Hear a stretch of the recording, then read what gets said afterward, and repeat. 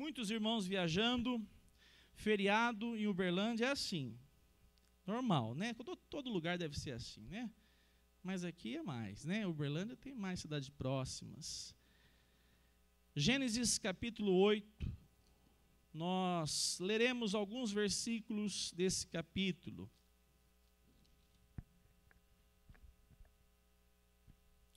Encontraram? Diz assim a palavra de Deus, Gênesis capítulo 8, verso 1. Então, Deus se lembrou de Noé e de todos os animais selvagens e de todos os animais domésticos que estavam com ele na arca. Deus fez soprar um vento sobre a terra e as águas começaram a baixar. Fecharam-se as fontes do abismo e também as comportas dos céus, e a chuva do céu se deteve. As águas iam se escoando continuamente da face da terra. Ao fim de 150 dias, as águas tinham baixado. No dia 17 do 7º mês, a arca repousou sobre as montanhas de Ararat. E as águas continuaram a baixar até o 10º mês. No primeiro dia desse mês, apareceram os picos das montanhas. 40 dias depois, Noé abriu a janela que tinha feito na arca e soltou um corvo, o qual, tendo saído, ia e voltava até que se secaram as águas sobre a terra. Depois Noé soltou uma pomba para ver se as águas já tinham diminuído na superfície da terra. Mas a pomba, não achando lugar para repousar os pés, voltou para junto de Noé, na arca, porque as águas ainda cobriam a terra. Noé, estendendo a mão, pegou a pomba e a recolheu consigo na arca, e a trouxe de novo para dentro da arca. Noé esperou mais 7 dias, e de novo soltou a pomba fora da arca. À tarde ela voltou a ele, trazendo no bico uma folha nova de oliveira. Assim Noé entendeu que as águas tinham baixado sobre a terra. Esperou mais 7 dias, e de novo soltou a pomba. Ela, porém, já não voltou mais para ele. E aconteceu que no primeiro dia do mês do ano 601, as águas que estavam sobre a terra secaram. Então Noé removeu a cobertura da arca e olhou, e eis que o solo estava enxuto. E aos 27 dias do segundo mês, a terra estava seca. Então Deus disse a Noé: saia da arca, você, a sua mulher e os seus filhos, e as mulheres dos seus filhos. Faça sair também todos os animais que estão com você, tanto aves como gado, e todo animal que rasteja sobre a terra, para que povoem a terra, sejam fecundos e nela se multipliquem. Saiu, pois, Noé com os seus filhos, a sua mulher e as mulheres dos seus filhos. E também saíram da arca todos os animais que rastejam, todas as aves e tudo que se move sobre a terra, segundo as suas famílias. Noé levantou um altar ao Senhor, e tomando de animais puros e de aves puras, ofereceu holocausto sobre o altar. E o Senhor aceitou, aspirou o aroma agradável e disse consigo mesmo: nunca mais vou amaldiçoar a terra por causa das pessoas, porque é mau o desígnio íntimo do ser humano desde a sua mocidade. Também nunca mais vou destruir todos os seres vivos, como fiz desta vez. Enquanto durar a terra, não deixará de haver semeadura e colheita, frio e calor, verão e inverno, dia e noite. Amém. Senhor, obrigado pela tua palavra, obrigado pela noite de adoração ao Senhor neste culto, Pai. nós queremos te bendizer, nós queremos te adorar e nós queremos caminhar nas pegadas do Senhor. Nós queremos seguir a tua palavra, nós queremos cada dia mais sermos parecidos com o Senhor. Obrigado, Senhor, porque a tua palavra nos apresenta, nos mostra personagens, Senhor, que nos inspiram, ainda que falhe, Senhor, tomar uma caminhada de dependência do Senhor. Ajude-nos, ó Pai, a confiar na tua graça, no teu poder. Santifica-nos e nesta hora trabalhe em nossas vidas. Em o nome de Cristo Jesus. Amém. O tema dessa noite é Deus cuida dos seus filhos. O texto diz assim: então Deus se lembrou de Noé. Deus se lembra dos seus. O versículo 1 diz que Deus se lembrou. É humano, quando atravessamos tempestades, quando atravessamos circunstâncias adversas, quando atravessamos momentos de caos, aflição, ficarmos achando que Deus se esqueceu de nós. E a palavra de Deus nos apresenta que esse Deus se revelou a Noé, um dia declarando: Noé, faça uma arca, se prepare, porque eu vou enviar um grande dilúvio.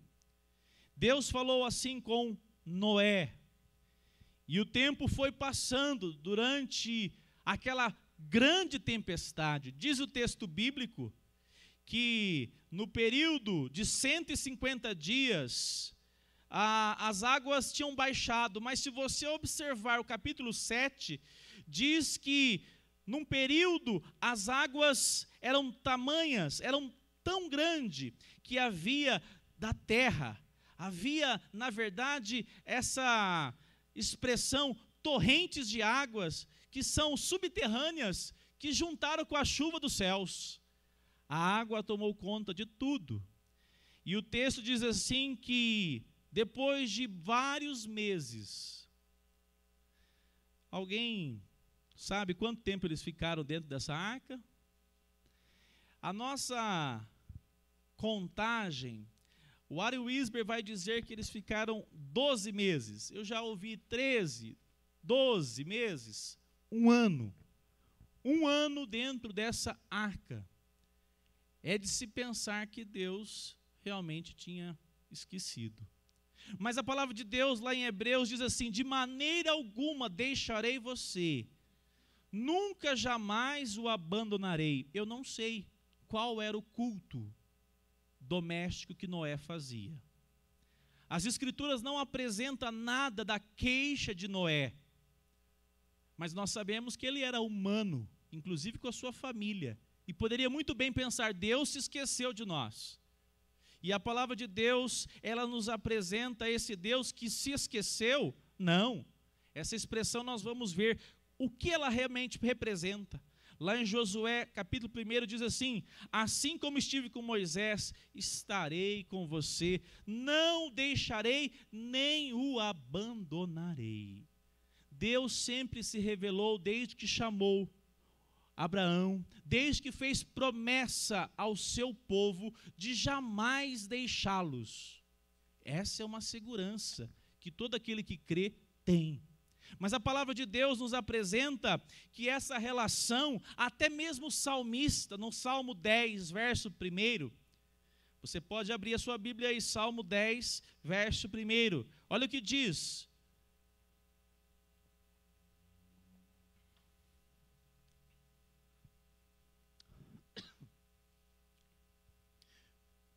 por que, Senhor, te conservas longe? Por que te escondes nas horas de angústia? Por quê? Amados irmãos, Jesus, certa angústia, a maior de todas as angústias, naquele contexto da crucificação, ele clama dizendo o quê? Deus meu, por quê me desamparaste? Jesus clama assim. nós temos essa referência onde a aparente circunstância causa no nosso coração o sentimento de abandono, o sentimento de vivermos um momento sozinhos, onde Deus não está presente. A palavra de Deus nos apresenta um personagem que eu vou fazer o paralelo com Noé nessa mensagem. Abra sua Bíblia em 1 Reis, capítulo 19. 1 Reis, capítulo 19.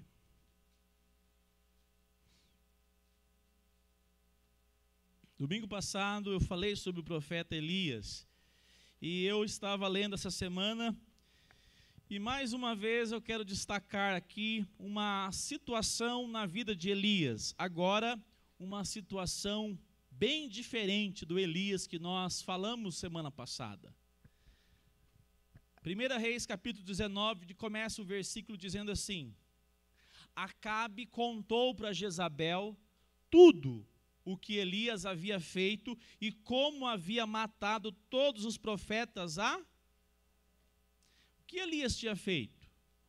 Matado a espada, você já sabe, a palavra de Deus está dizendo aqui. Mas o sinal aqui não foi a morte dos profetas de Baal, mas foi quando Elias disse para os profetas de Baal, dizendo: invoque o Deus de vocês. O Deus que responder com fogo será o Deus verdadeiro. Vocês conhecem essa passagem? Então depois você pode ler na sua casa com calma, o capítulo 18, o capítulo 17. E diz o texto bíblico que Elias ora, depois que eles tentaram e nada aconteceram. E Deus enviou fogo do céu, que lambeu até a água que estava em volta do altar. E ali, todos aqueles profetas mentirosos do maligno foram envergonhados. Jezabel, que era a principal mentora desses deuses pagãos, foi envergonhada. Elias sai de peito estufado, declarando: eu temo ao Deus vivo e verdadeiro. Eu temo a esse Deus poderoso. Mas, como nós sabemos como é o coração humano, no próximo momento, Jezabel manda um recado para o profeta Elias. E qual foi o recado? Eu vou procurar sua cabeça como você fez com os meus profetas. E sabe o que aconteceu? O que seria natural? Elias dizer assim: sai para lá, filha do capeta, né? Se ela fosse dos nossos dias, um pouco neopentecostal, está repreendido em nome de Jesus. Qualquer coisa assim seria uma coisa crente para dizer na hora mesmo, porque era uma voz maligna. Mas sabe o que ela fez? Ou melhor, ele se abate. Acompanha comigo o capítulo 19, acompanha na sua Bíblia aí, capítulo 19 de 1 Reis. Então Jezabel mandou o mensageiro. Verso 3, Jezabel disse assim: que os deuses castiguem você. E o verso 3, como é que começa o verso 3? Elias com medo. Como pode Elias ficar com medo? E diz o texto: levantou-se para salvar a sua vida, e se foi e chegou a Berseba, que pertence a Judá, e ali deixou o seu servo. Ele mesmo, porém, foi para o deserto. Olha só, foi para o deserto fugido, caminhando o dia inteiro. Sentou-se debaixo de um zimbro, uma árvore, sentiu vontade de... Está assim na sua Bíblia? Na minha está. Esse é o mesmo Elias? O mesmo Elias que tinha feito os profetas de Baal serem humilhados. Acabe e Jezabel ser humilhados. O texto diz que ele declarou no verso 4, basta, Senhor, tira a vida do teu servo. E o texto diz que ele deitou debaixo do zimbro, ele ficou ali, ele ficou tão depressivo, porque os seus olhos estavam nas circunstâncias. Os seus olhos estavam no aparente abandono de Deus.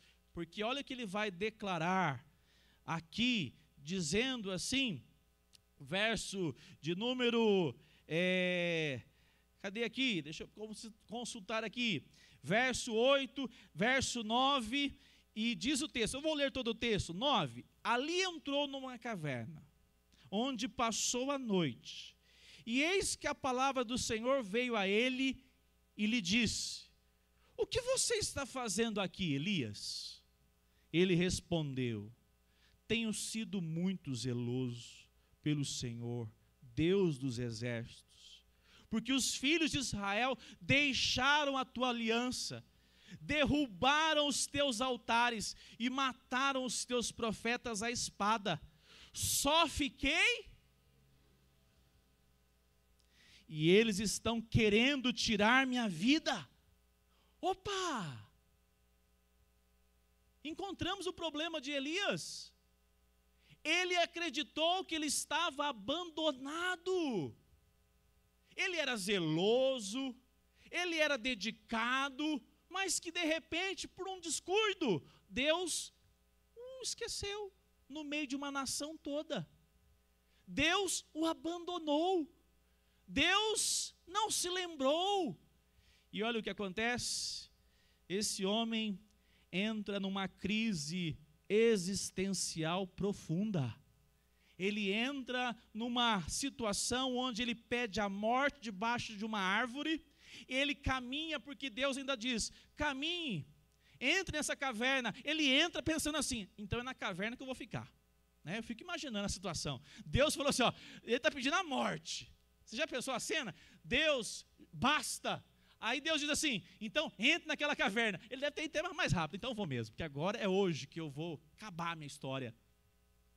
E ele conta: Deus, o que está me afligindo é porque eu estou sozinho. Nem o Senhor possivelmente está de fato comigo. E diz a palavra de Deus que Elias entrou numa crise profunda. A palavra de Deus nos apresenta que essa relação onde Deus utiliza, a palavra de Deus utiliza a ênfase, lembrou-se Deus. Lembrar significa, o Warren Wiersbe diz o seguinte: lembrar significa Deus agir em favor do outro. Deus lembrou-se de Abraão quando salvou, quem era o nome, qual era o nome do seu sobrinho? Deus lembrou-se de Abraão quando salvou Ló da destruição de Sodoma. A palavra de Deus diz assim: Deus lembrou-se de Raquel, que não podia ter filhos. Deus lembrou-se de Raquel. Deus lembrou-se de Ana. Deus lembrou-se do seu povo, o povo de Israel, sofrendo debaixo do chicote de quem? Do faraó. Deus lembrou-se. E ele vai dizer: lembrar significa implícito, um compromisso anterior. Não é que Deus esqueceu, é porque essa expressão significa: eu vou agir em favor de, eu vou agir em favor de, eu vou fazer isso porque eu tenho um compromisso. Eu tenho um compromisso. E a palavra de Deus apresenta que Noé não cita nenhum versículo bíblico que Noé reclamou dizendo: Senhor, está certo que eu demorei e confiei 1 ano, mas na hora que a pombinha foi solta, foi isso que nós lemos? E ela buscou uma folhinha de oliveira nova, naquela hora a minha nora cutucou meu filho e virou uma confusão dentro da família, dizendo assim: eu não aguento mais ficar aqui, eu não aguento, Deus nos esqueceu, vamos sair daqui, Ele não fala mais conosco desde quando nos fez entrar. Por que nós vamos continuar crendo que Ele fala conosco? Por que nós vamos continuar crendo que Ele cuida de nós? E sabe o que diz o texto bíblico? Se Noé teve esses problemas familiares internos, nós não sabemos. É tudo conjectura.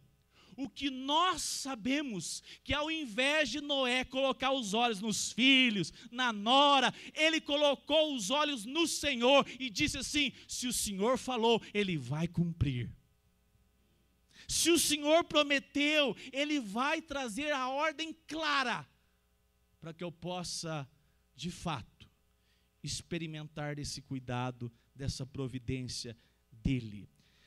Eu chamo a sua atenção, porque a palavra de Deus nos apresenta que essa relação, após um ano dentro de uma arca, depois de um ano vivendo essa circunstância com a família, nós aprendemos algo importantíssimo. Deus não somente lembrou de Noé, lembrou da sua família, lembrou de todos os animais que estavam dentro daquela arca. Deus se lembrou de uma maneira tão especial, que você conhece a passagem de Elias?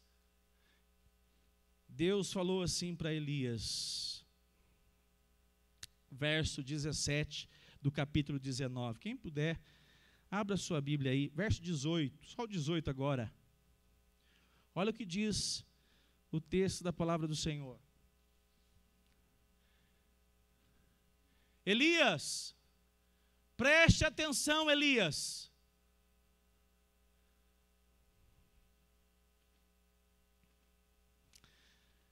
O texto vai dizer assim,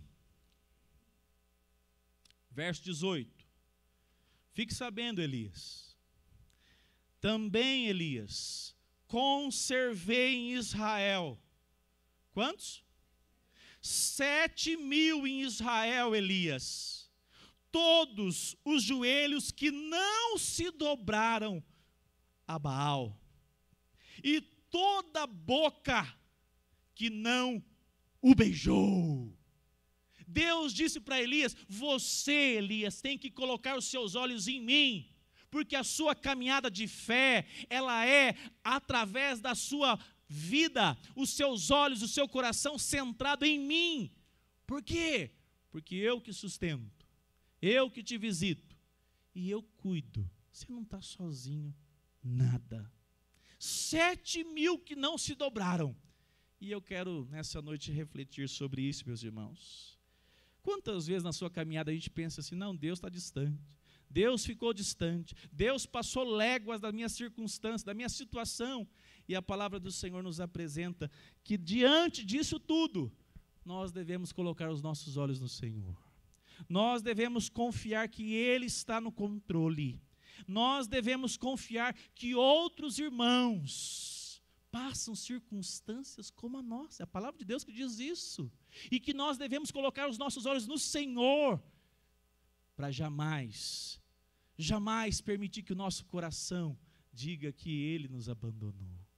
A palavra de Deus diz lá em Hebreus, capítulo 11, que pela fé, 11:7, Hebreus 11:7, pela fé, Noé, divinamente instruído a respeito de acontecimentos que ele nem sabia o que era dilúvio, ele creu.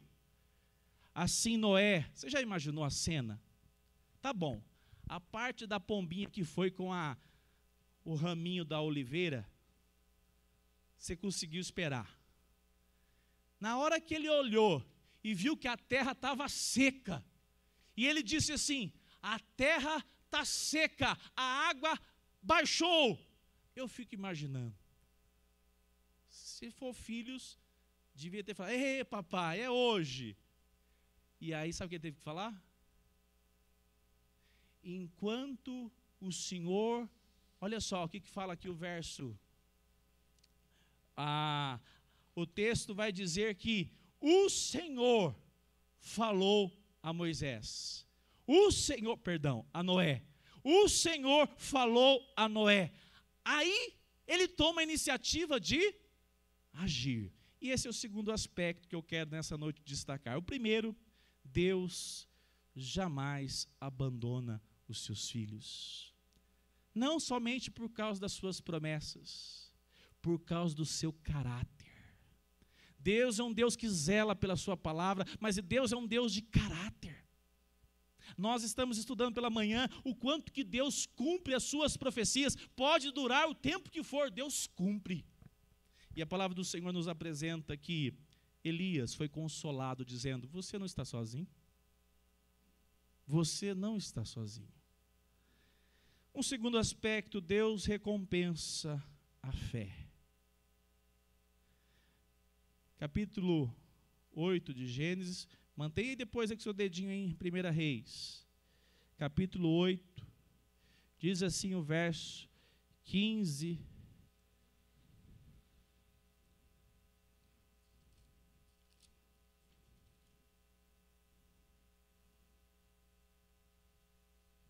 Verso 15, 16. Então Deus disse a Noé: saia da arca. Você, sua mulher, os seus filhos, faça sair todos os animais. E aí o que aconteceu? Noé agiu. Noé declarou à família: hoje é o dia de todos nós sairmos, porque o Senhor falou comigo. O Senhor falou comigo. Amados irmãos, Noé foi colocado na galeria dos homens de fé, os heróis da fé. Noé teve fé para andar com Deus numa sociedade onde ninguém obedecia a Deus. Noé andou com Deus a despeito de uma sociedade avessa aos valores de Deus. E diz o texto da palavra do Senhor que Noé andava com Deus. Diz também que Noé teve fé para cumprir uma missão, trabalhar para Deus. Todas as pessoas dizendo assim: mas você vai fazer isso de manhã no domingo? Você tem certeza que vai buscar essas árvores lá no meio da floresta para trazer para cá, para construir de fato uma arca que Deus que mandou? E Noé respondia: a gente não tem esses relatos. Mas ele era uma pessoa sociável, comunicativa. E Noé deve ter respondido, né, Márcio? Vou, porque foi Deus que me chamou para trabalhar. Noé trabalhou num período onde as pessoas viviam mentindo umas para as outras. Era uma prática natural. E Noé se coloca a trabalhar para o Senhor. Durante aproximadamente 100 anos. Você já pensou, irmãos? É muito tempo trabalhando para o Senhor. Quando que vai acontecer esse dilúvio? Quando que eu vou conseguir construir de fato esse final, essa obra gigantesca? E diz o texto que Noé terminou esse trabalho pela fé. Diz também o texto que agora, se Noé teve fé para andar com Deus, teve fé para trabalhar com Deus, teve fé para aguardar as instruções de Deus para a sua vida e sua família. Onde acontecem os problemas, meus irmãos e irmãs? Com filhos de Deus. Não é só os ímpios, não. É quando agem de maneira autônoma, precipitadas, sem a direção de Deus, para qualquer área da vida. Olha o problema que deu o tal da Agar. Vocês concordam que deu um problemão?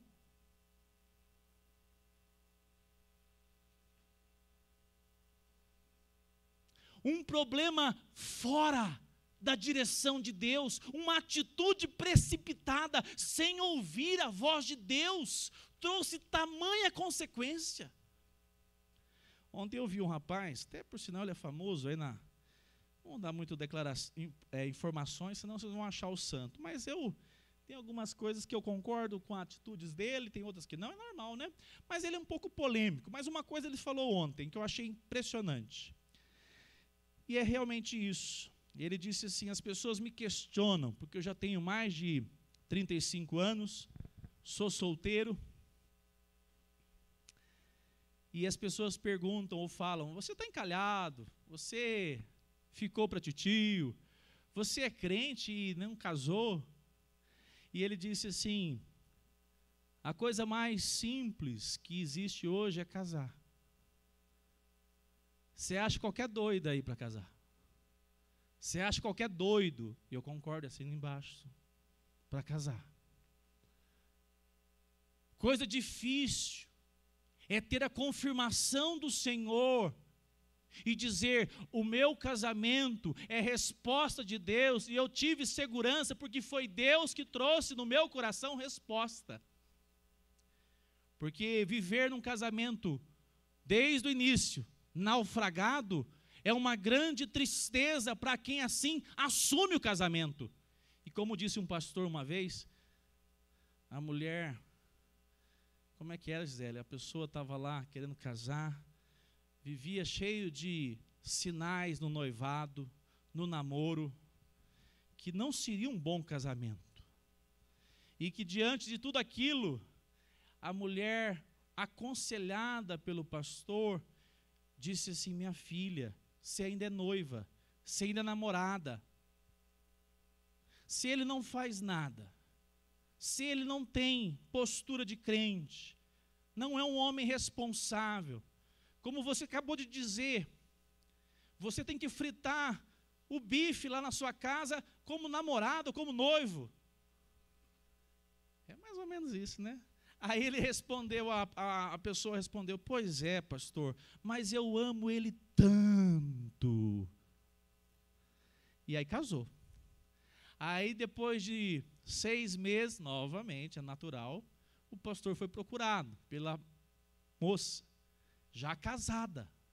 E aí ela começou a conversar com o pastor, e o pastor ouvindo, e ela falou assim, pastor, o que eu faço? Esse casamento é uma tragédia.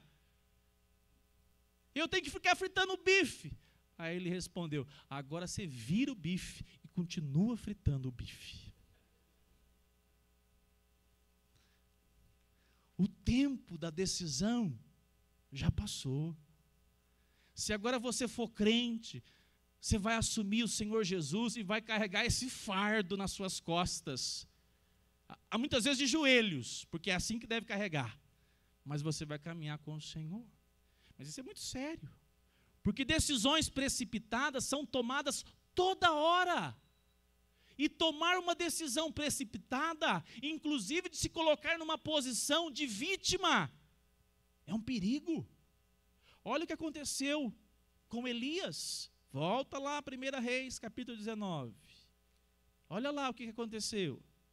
Elias estava acostumado com a voz de Deus, Elias caminhava sempre ouvindo Deus, Deus dava ordens diretas, claras, mas olha o que acontece, ele estava vivendo um momento, de uma maneira,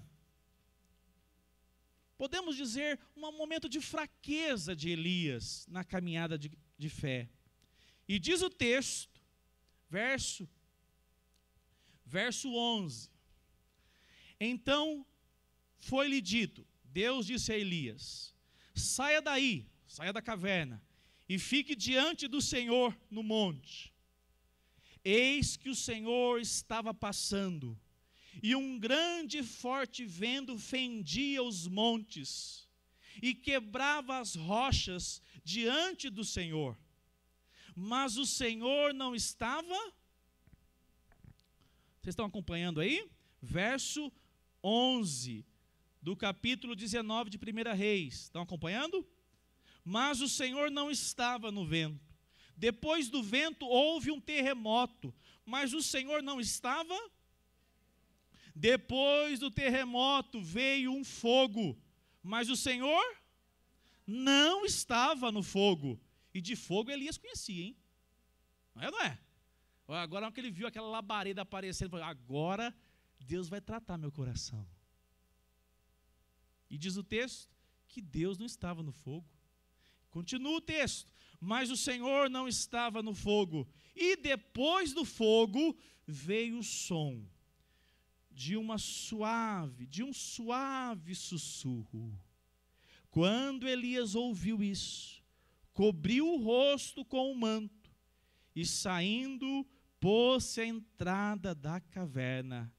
Eis que veio uma voz e lhe disse, o que você está fazendo aqui, Elias? Olha só o que aconteceu aqui. Nós temos uma circunstância onde é um homem que estava caminhando sempre com Deus, e que de repente os olhos nos problemas, os olhos na vida, porque essa vida ordinária que nós temos aqui, o pastor não está xingando não, é ordinária, todo dia repete as mesmas coisas. Ela cansa, ela abate o coração. E Elias colocou os olhos na mensagem que Jezabel enviou. Elias colocou os olhos na aparente circunstância de abandono. E aí, Elias, tão acostumado com a voz de Deus, foi colocado numa caverna. Deus chama para fora e ele vê todo esse cenário: terremoto, vento que quebrava as pedras, fogo poderoso de Deus. E depois que acalmou tudo, diz o texto bíblico, uma suave brisa, uma suave mensagem, de uma maneira tão sutil, sussurro. Eu imagino a cena, né? Elias. E Elias atentou e disse: esse é Deus. Ele coloca um manto na cabeça, aqui ele diz o texto que ele coloca o manto e se posiciona. E eu quero deixar uma mensagem do Senhor no seu coração.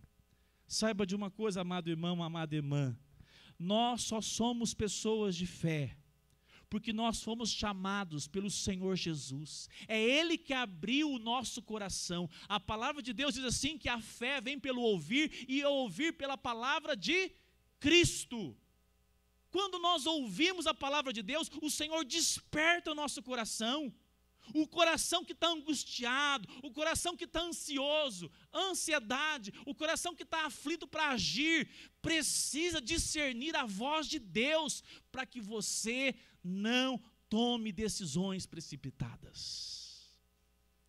Elias estava entregue, Elias estava esperando a morte chegar, e de repente, Deus falou da maneira mais diferente que ele já tinha visto até hoje, na sua vida.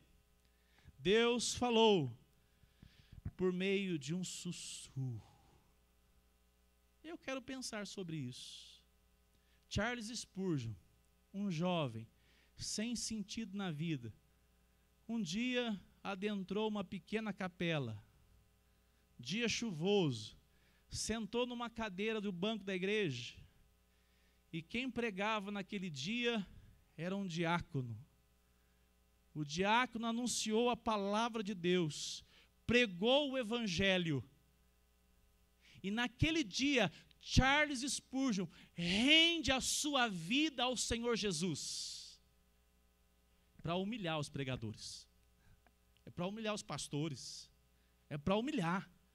Por quê? Porque Deus fala, Marcos. Ele, quando fala, Ele usa os seus servos, seja ele quem for. Deus muitas vezes sussurra ao nosso coração por meio de uma irmã, de um irmão que está sensível à voz de Deus, por meio da sua palavra. Você vem numa reunião despretensiosa, a irmã lê um texto bíblico, um versículo qualquer, e Deus fala ao seu coração. Não é dela não, é porque ela citou a palavra de Deus, e Deus pode, por meio desse meio, tocar o coração de alguém que está tão angustiado, sem saber o que fazer, sem escolher, como escolher o caminho que deve tomar. Eu quero destacar ainda o verso 15, 19, 15, 1 Reis 19, 15.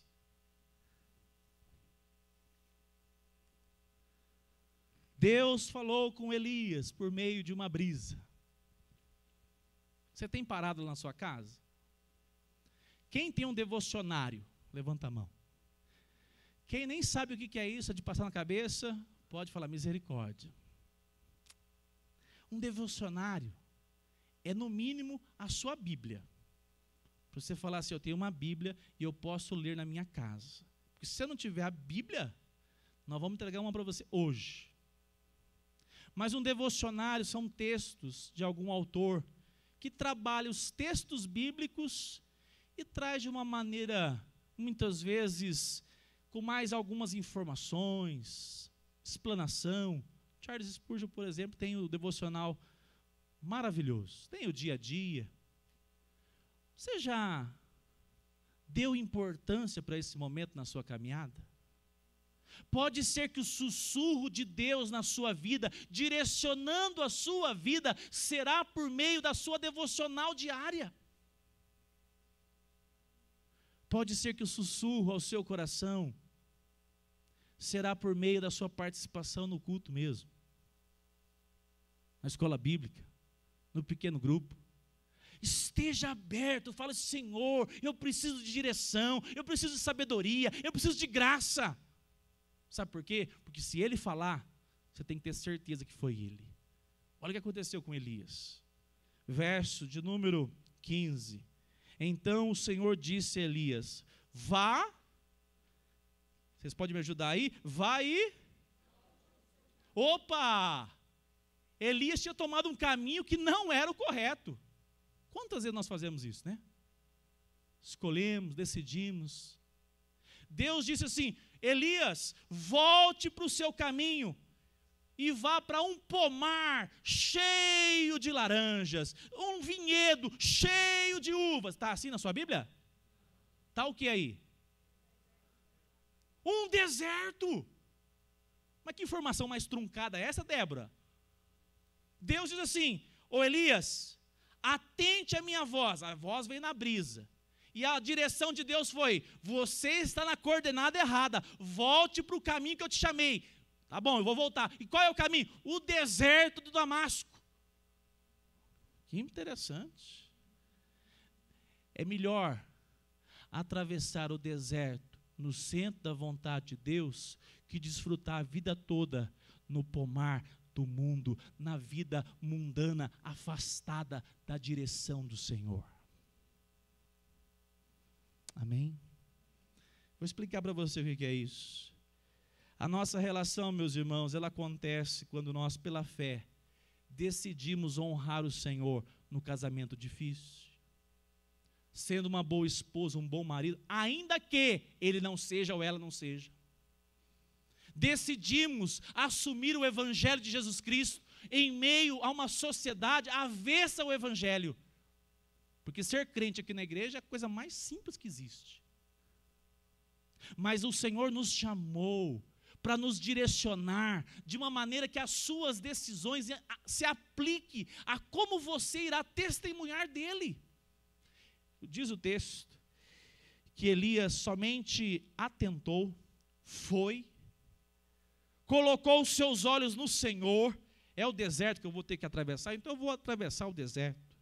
E diz o texto que ele foi, ele ungiu o Azael, ele ungiu depois, inclusive, o Eliseu, que seria o seu substituto. E a história de Elias não terminou numa caverna. A história de Elias, diz o texto bíblico, que ele fez sinais, que se você ler aqui, você fala assim: meu Deus, que história extraordinária é essa? A palavra do Senhor nos apresenta que o Senhor é aquele que cuidou de Elias. O Senhor é aquele que cuidou de Noé e da sua família. Eu quero convidar você a colocar os seus olhos na pessoa do Senhor Jesus. Eu quero convidar você hoje a dizer: Senhor, fale comigo, direcione o meu coração para o Senhor. Traz no meu coração, de fato, despertamento da Tua palavra.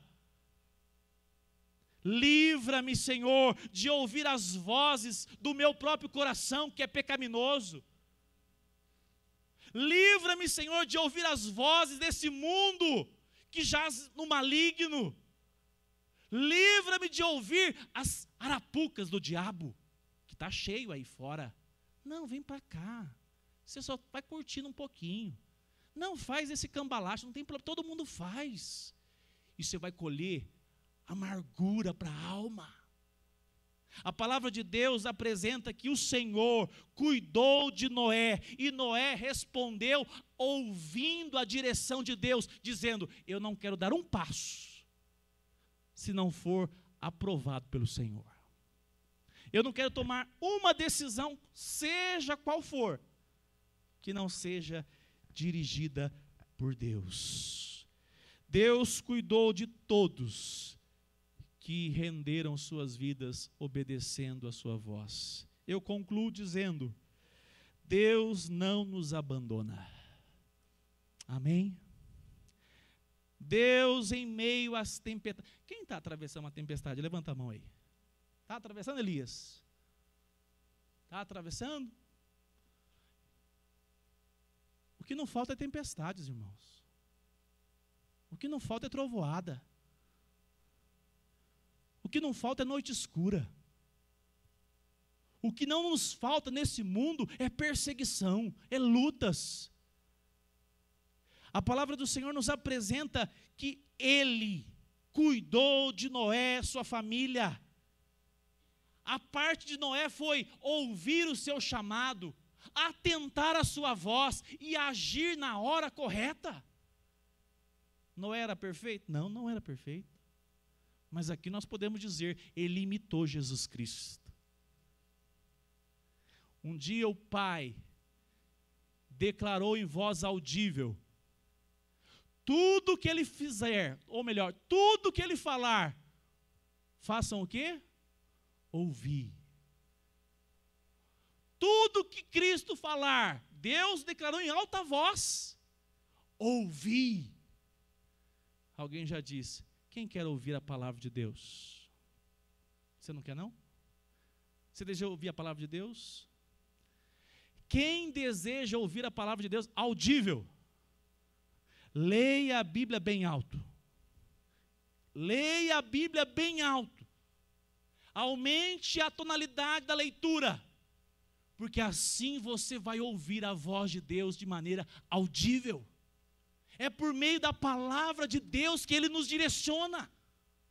É por isso que o pastor aqui, não sou eu não sou nem perto de Elias, achar que eu sou o último. Não, está cheio de pregadores fiéis à palavra do Senhor nos nossos dias, que eles se empenham a dizer: se você não tiver no seu coração a palavra do Senhor Jesus, a sua vida virá um trevo, o seu casamento virá uma tragédia, a criação dos seus filhos será um problemaço, porque você não terá nada de seguro, de firmeza para se apegar. Se apegue às Escrituras, se apegue à palavra do Senhor, peça que Ele visite o seu coração com um sussurro, mas é meditando num versículo da palavra de Deus. E eu termino.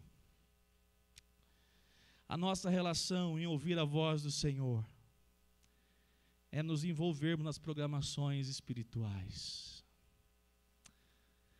Eu sempre penso que o momento que nós nos reunimos é uma oportunidade de Deus falar ao nosso coração. Invista o seu tempo, o seu coração, a discernir a voz do Senhor. Esteja intencionalmente procurando ouvir a voz do Senhor. Eu estava conversando com a Gisele, e a gente tem que dobrar os joelhos, irmãos, e confessar o nosso pecado ao Senhor. Eu não vou pedir para levantar a mão, porque é constrangedor. Possivelmente, você veio ao culto, nós participamos do culto, e não tiramos 10 minutos do nosso domingo para dizer: Senhor, eu preciso de decisões sérias, guia a minha vida, fale comigo esta noite.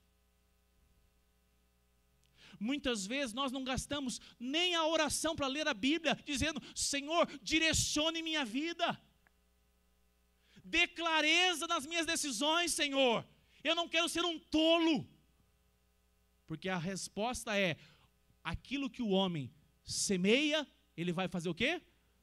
Colher. Se ele semeia tolice, ele colhe tolice. E o duro que ele colhe para a família toda, inclusive. Não! Deus nos livre de andarmos distante da direção que Deus tem para as nossas vidas. Que nós sejamos como Noé. Senhor, é para sair? Não é não? Vamos ficar aqui não. Que nós hajamos com essa graça, pela ação do Espírito Santo nas nossas vidas. Fique em pé, vamos orar ao Senhor.